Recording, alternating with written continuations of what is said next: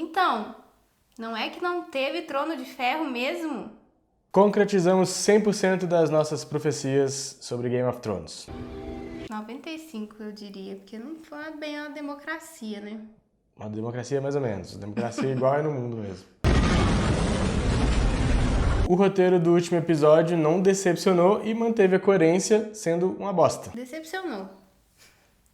Eu imaginava que o Trono de Ferro seria realmente destruído, mas não dessa forma como ele foi, né? Assim, eu imaginei que um dragão fosse destruí-lo, mas não que um dragão tomaria consciência de que a mãe dele morreu por causa do Trono de Ferro, por causa de toda a confusão, que na verdade é toda a história de Game of Thrones, né? Toda a motivação é lutar pelo Trono de Ferro e sempre dá tudo muito ruim por causa desse trono. E aí ficou muito engraçado isso, porque a gente meio que fica...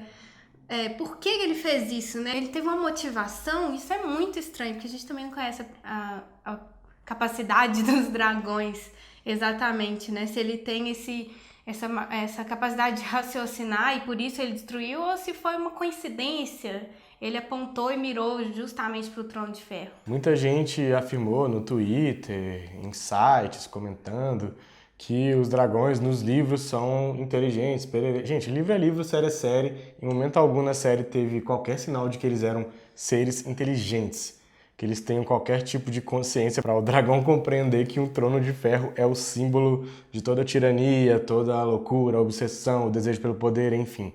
Ele encarna esses males de Westeros e que acabaram se refletindo na Daenerys. Então, é como se ele tivesse ficado triste e falado, queima essa porra dessa cadeira. Eu imaginei que fosse acontecer por acidente, Uma né? batalha ali dentro. Ou como ela mesma já estava colocando fogo na cidade inteira. Então, nessa destruição da cidade, poderia ter destruído o Trono de Ferro. Faria muito mais sentido, né? E aí, a destruição do Trono de Ferro me fez pensar no nome da série, Game of Thrones, Jogo dos Tronos, e que este trono, no final das contas, não simbolizava absolutamente nada com este final que foi dado para a série. O Trono de Ferro é o que, de certa forma, unificava o reinado, né? Quem tá no Trono de Ferro comanda os 7 reinos. Destrói o Trono de Ferro, destruiu o símbolo desse poder. E agora, por que os reinos simplesmente decidiram se submeter ao Bran depois de uma votação de 5 minutos, quando, né, tá lidando com pessoas extremamente diferentes? Um, inclusive, não tava nem se batendo com o outro. A Yara tava puta da vida, falando, eu prometi lealdade a Daenerys e tudo mais. Aí chega o Tyrion, um prisioneiro, faz um discursinho lá meia boca, que inclusive abundou nessa temporada, né? Discurso ruim, esses diálogos mal feitos, mal executados. E aí todo mundo mudou de ideia. Beleza, vamos aclamar o Bran aqui, rei da noite. Seria mais massa se ele fosse rei da noite. Vamos aclamar o Bran, o rei dos 7 reinos, e fica por isso mesmo. O rei dos 6 reinos, né? Porque a Sansa declarou a independência de Winterfell.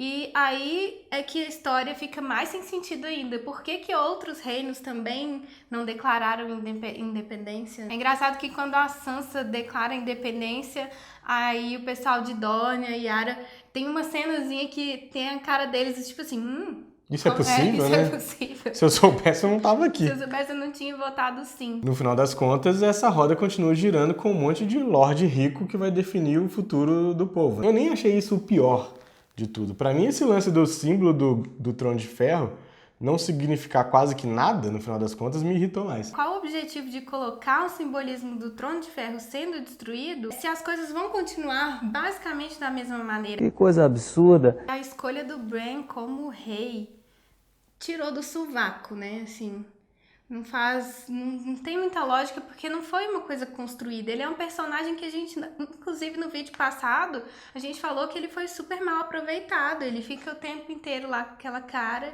e ele não é o Bran, ele não quer saber de nada, ele não quer ser Lorde, ele não quer ser nada, ele vai ser um rei de Westeros. Tem ali o fator que ele é o detentor da memória da humanidade e ele consegue, né, largar, ver o futuro. Esse aí é meio... Não dá pra entender se ele vê o futuro ou não, no final das contas. Aparentemente ele tem flashes, mas ele não define. Enfim, toda essa complexidade do Bran para ele ser um rei que, como ele conhece esse passado triste, melancólico, ruim da humanidade, ele talvez seja um rei melhor. Mas também não justifica porque não foi construído mesmo, como você falou. Não teve nada que justificasse a força desse personagem para isso, né? Soa pior ainda, justamente porque ele tem um poder absurdo. É como se ele tivesse previsto toda essa situação e deixou a fogueira queimar, né? E Game of Thrones tem essa característica de quebrar expectativas desde o começo, né? Mas sempre que ela quebra uma expectativa, a gente consegue entender um sentido naquilo, a gente consegue acompanhar o restante da história a partir de uma expectativa quebrada. Nesse caso, a gente ficou só assim. E acaba que em alguns momentos, alguns fatos ou algumas características dos personagens vão sendo esquecidas, vão sendo perdidas, como é o caso de algo muito grave, que é o fato do Jon Snow ser um Targaryen. O que fizeram com esta informação? O que ele mesmo fez, né? Nada. O que significou isso, né? Por que isso foi colocado na história, se no fim das contas não levou a lugar nenhum, levou a uma briguinha com a Daenerys, mas acabou ali, assim, parece que esqueceram. Por que a Daenerys ficou deste jeito? Enlouqueceu para alguns, virou uma tirana, que é mais o que eu tendo a acreditar. Bota o Jon Snow como Targaryen, ok, que isso já tem no livro, que não sei o que lá, pererê, mas dentro da série, o que deu clique nela para ela virar uma tirana foi: o Jon Snow é o herdeiro de fato do trono, o herdeiro legítimo. Então ele é uma ameaça para mim. Acabou. Ninguém mais fez mais nada com essa informação. Isso não influenciou em absolutamente nada na narrativa. O Jon Snow não fez nada com isso. E simplesmente ela acreditava que ele poderia ser aclamado. Aí o Varys começou a contar para todo mundo que ele era o herdeiro, em todos os 200 mil reinos de Westeros, e também aconteceu nada. O que foram feitos com as cartinhas que ele mandou? Com os corvinhos que ele mandou contando essa informação? Sumiu. A única coisa boa que eu tirei dessa história toda, da morte da Daenerys, o negócio do sistema, a roda, quebra-roda, pererê, é que mudar o mundo como ela queria envolve muita coisa. Mudar o mundo é mudar muita coisa. É difícil. Você ter uma pessoa que era extremamente idealista e imaginava um futuro melhor para as outras gerações, como ela deixou claro, você lembrou isso, a gente estava assistindo, né? Que ela fala, as próximas gerações vão se ver livres da tirania. Por isso que eu tô matando todo mundo, né? Quando ela mesma acaba se tornando uma tirana. É difícil ela perceber isso de dentro mesmo, né? Toda essa transformação dela, de uma idealista na tirana, é obviamente, um comentário político, né? Como é que se diz isso? Uma crítica a sistemas políticos e a sistemas que tem essa coisa de Messias, né? De acreditar num grande líder que vai... Assim, credo. E que no final das contas, de certa forma, essa obsessão pelo poder vai fadar essas pessoas a fazerem muitas merdas, muitas atitudes ruins. A única coisa que eu tirei boa disso foi esse comentário, e que como isso também é difícil de se aceitar, porque no final das contas eles matam ela para que ela não seja uma governante sozinha, né, e dê as regras do jeito que ela imagina que seria bom. Inclusive tem algumas discussões no último episódio sobre o que é bom, né?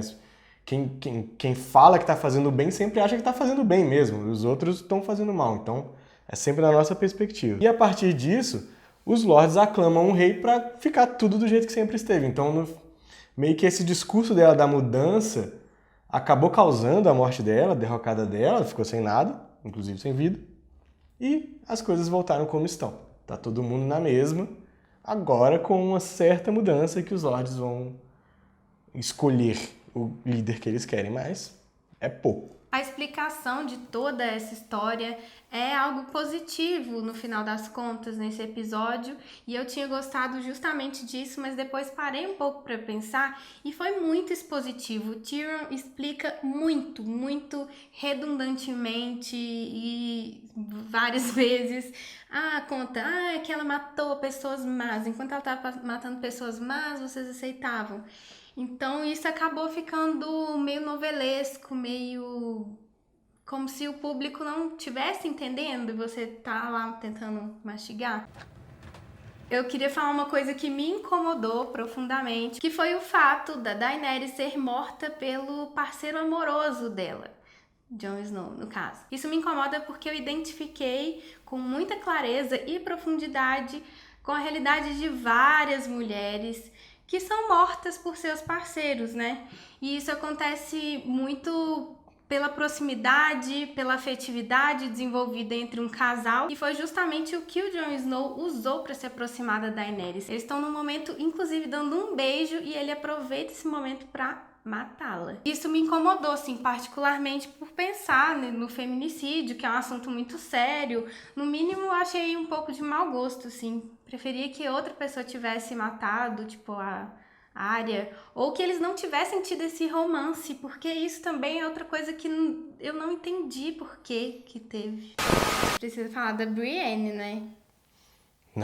Precisa mesmo falar da Brienne. A Brienne atualizou o Wikipedia de Westeros com o Sir Jaime. Tipo, a primeira coisa que a mulher vai fazer é escrever a página do cara, tipo... idiota com ela, deixa ela lá, abandona, deixa ela sofrendo, a primeira coisa que ela vai fazer é escrever o livrinho. Não, e ele ainda abandona ela meio que tipo assim... Porra, velho, foi da hora e tal, mas...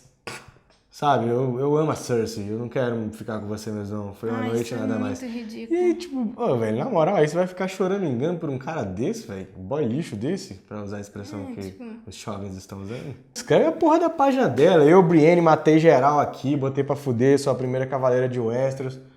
Escrever Sir Jaime. Né? Já que a gente falou do Jaime, eu achei o momento que o Tyrion encontra os irmãos sob os escombros, eu achei muito emocionante. O episódio começou bonito, né?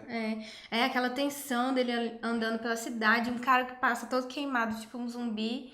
Só que assim, como é que ele chegou lá naquele lugar, né, onde eles estavam soterrados? E assim, onde tava um monte de pedra, onde eles estavam soterrados, se eles tivessem dado um passinho para o lado, eles não teriam sido soterrados. Então a gente fica igual de outra volta, assim.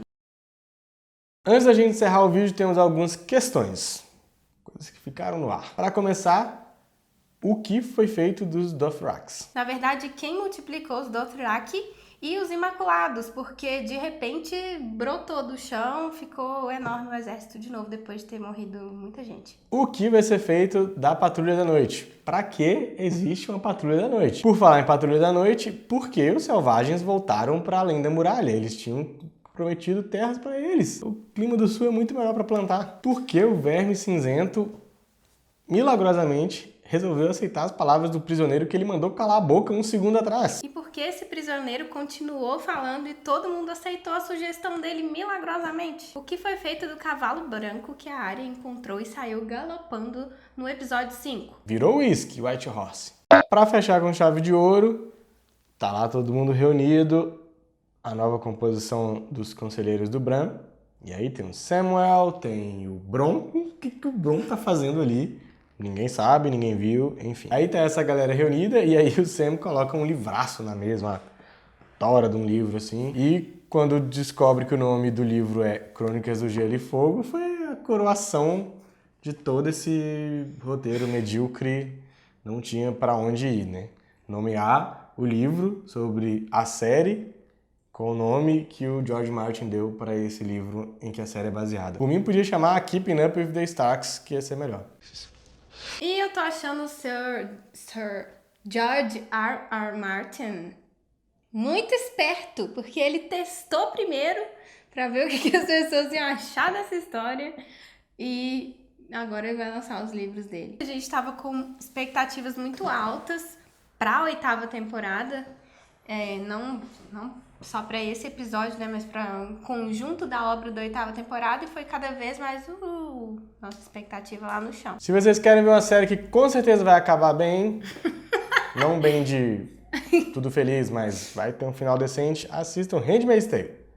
Vai começar a 3ª temporada, a gente vai acompanhar aqui a partir de junho, dia 5 começa, né? Toda vez que sair episódio vai ter vídeo e vai ter um podcast também. Foi decepcionante. Eu tô até chateado por nem fazer esse vídeo. Então é isso, se inscrevam no canal que daqui a pouquinho, daqui a uns 15 dias, a gente já vai começar a falar de The Handmaid's Tale. E se tudo der certo, não vai nos decepcionar como Game of Thrones. Não vai ter mais Dracarys, não vai ter queda de roda. Tchau. Acabou essa porra.